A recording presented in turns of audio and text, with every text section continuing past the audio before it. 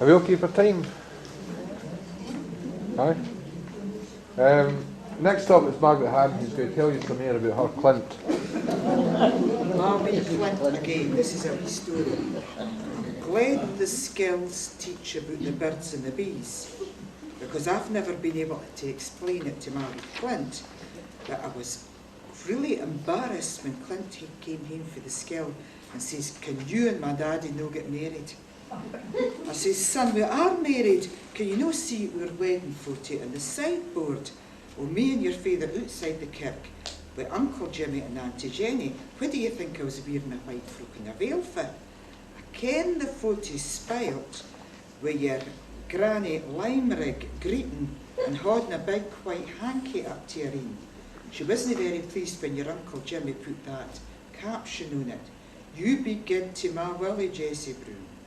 For by the stork wouldn't he brought a braw wee laddie to braw wee wayne like you to a mammy and daddy that wasn't married."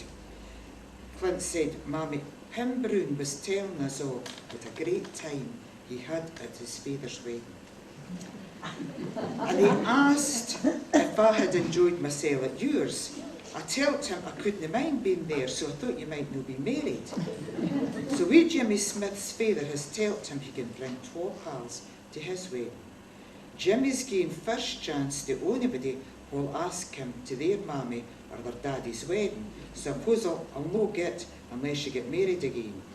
But you're wrong about the stork.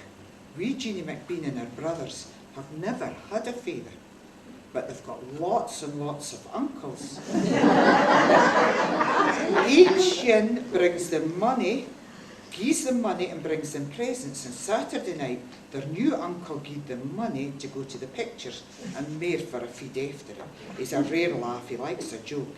Yin night when they came home for the pictures, the house was in darkness. After they knocked for a while, their new uncle shoved a tenner through the letterbox to them and told them to go and buy fish suppers. He said he was playing at hide and seek with their mother. And Sissy Mackay went to her father's wedding. She had a smashing time. She got to bring 12 pals and they ate for the buffet all night. Sissy got up and sang, "I'm nobody's child."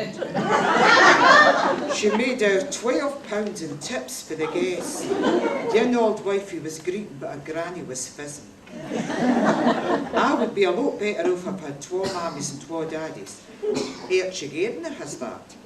And he's never short of cash or sweeties.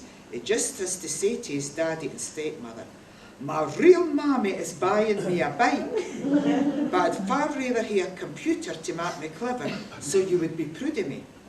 When he goes home, he says to his mammy and his stepdad, "My real father is getting me a computer, but I'd far rather have a bike to make me fit and healthy, so you wouldn't need to nurse me if I took ill."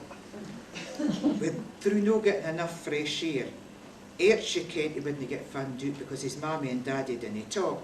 Sure enough, the next week when he visited his real father, there was a computer waiting for him and a TV to go with it.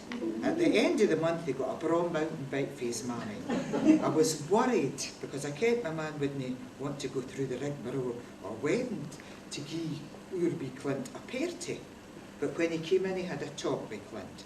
And he says, "Seriously, son, can't expect us to get married again, but I'll tell you what to do. Bring some of your pals home on Saturday night. We'll have a DVD for them, and your mammy will get hamburgers and crisps and sweeties." "Well, that day, son." "Aye, the very dab," said Clint.